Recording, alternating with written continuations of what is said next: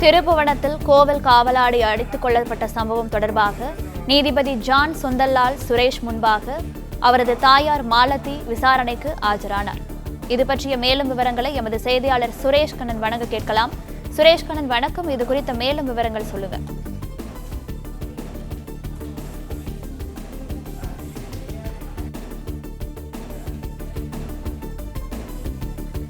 திருப்புவனத்தில் கோவில் காவலாளி அடித்துக் கொல்லப்பட்ட சம்பவம் தொடர்பாக நீதிபதி ஜான் சுந்தர்லால் சுரேஷ் இரண்டாவது நாளாக விசாரணை நடத்தி வருகிறார்.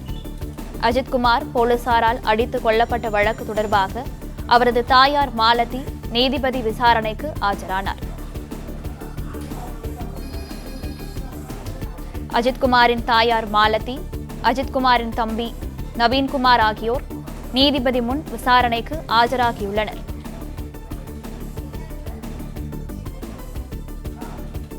அண்மை செய்தியாக பார்த்து வருகிறோம்.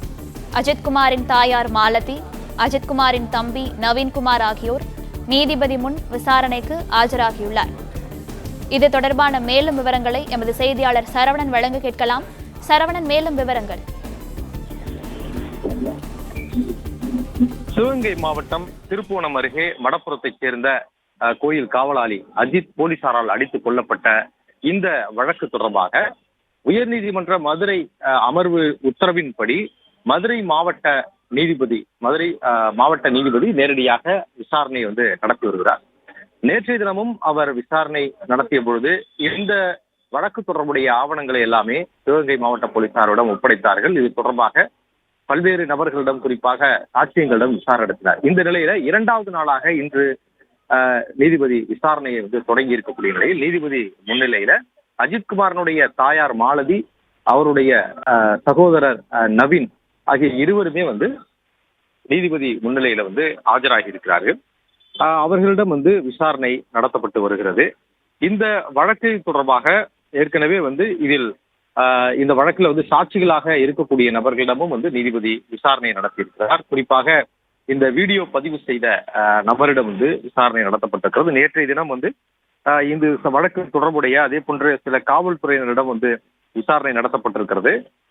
இந்த வழக்கு தொடர்பாக என்னென்ன ஆவணங்கள் இருந்ததோ அந்த ஆவணங்களை அனைத்தையுமே மதுரை மாவட்ட நீதிபதி ஆய்வு செய்திருக்கிறார். அதில் இன்னும் என்னென்ன ஆவணங்கள் தேவைப்படுகிறது, இன்னும் இதற்காக எடுத்து வைக்கப்பட்ட சாட்சியங்கள் என்ன, சாட்சிகள் யாரெல்லாம் பட்டியலிட்டிருக்கிறார்கள், புதிதாக யாரையேனும் இதில் சாட்சிகளாக சேர்க்க வேண்டி இருக்கிறதா என்பது தொடர்பாகவும் நீதிபதி அந்த ஆவணங்களை பார்த்து அதற்கு பிறகு தொடர் விசாரணையிலே நடத்தி வருகிறார். நீதிபதி ஜான் சுந்தர்லால் சுரேஷ் இரண்டாவது நாளாக இந்த விசாரணையை தொடங்கி இருக்கக்கூடிய நிலையில இவர் முன்னிலையில, நீதிபதி முன்னிலையில காவலாளி அஜித்தினுடைய தாயாரும் அவருடைய சகோதரரும் ஆஜராகி இருக்கிறார்கள்.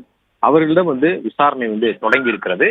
இந்த விசாரணை அறிக்கை என்பது 8ஆம் தேதி உயர்நீதிமன்றத்திலே தாக்கல் செய்ய வேண்டும் என்பதனால இந்த விசாரணையை தீவிரமாக நீதிபதி நடத்தி வருகிறார். இந்த இருவரிடமும் நடத்தப்படக்கூடிய விசாரணை முக்கியத்துவம் வாய்ந்ததாக பார்க்கப்படுகிறது. இந்த சம்பவம் நடந்த பிறகு, அதாவது அந்த அஜித்திற்கு என்ன நடந்தது, எப்பொழுது அழைத்து சென்றார்கள், பிறகு காவல்துறையிலிருந்து என்ன தகவலை தெரிவித்தார்கள், எவ்வளவு நாட்களாக அவர் வீட்டிலே அவர் தொடர்பு கொள்ள முடியாத நிலையில் இருந்தார், எப்பொழுது உங்களுக்கு அவர் உயிரிழந்து விட்டார் என்ற தகவல் தெரிந்தது, இது என்ன தகவலை தெரிவித்தார்கள், அதாவது அவர் மயக்கமடைந்து விழுந்து விட்டார் அல்லது முதல் தகவல் அறிக்கையிலே குறிப்பிட்டது போல அவருக்கு வலிப்பு ஏற்பட்டு உயிரிழந்து விட்டார் என்று காவல்துறையினர் தெரிவித்தார்களா, யார் தொடர்பு கொண்டு உங்களை பேசியது என பல்வேறு விவகாரங்கள் குறித்து நீதிபதி விசாரிக்க இருப்பதாக சொல்லப்படுகிறது. எனவே இவர்களிடம் நடத்தப்படக்கூடிய இந்த விசாரணை என்பது வழக்கிற்கு ரொம்ப முக்கியத்துவம் வாய்ந்ததாக பார்க்கப்படுகிறது. அது மட்டும் இல்லாமல் இவற்றை நீர்த்து போக செய்ய, இந்த வழக்கை நீர்த்து போக செய்ய யாரெல்லாம் தொடர்பு கொண்டார்களா என்பது குறித்து முக்கியமாக விசாரணை நடத்த இருக்கிறார்.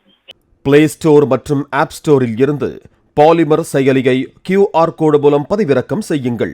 செய்திகளை உடனுக்குடன் பெறுங்கள்.